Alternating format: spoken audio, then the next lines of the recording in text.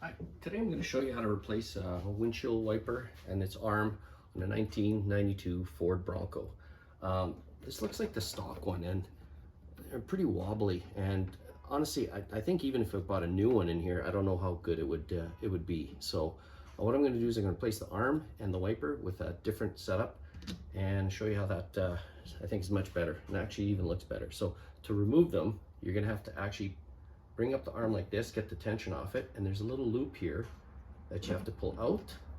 And once you do that, it disengages it, locks it, and you can actually pull it off like that.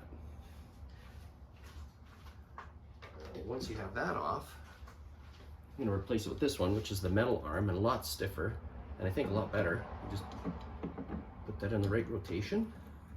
You're going to have to pull up on the arm again to release that clip that holds it in. Got to be dropped down a little bit further, I think.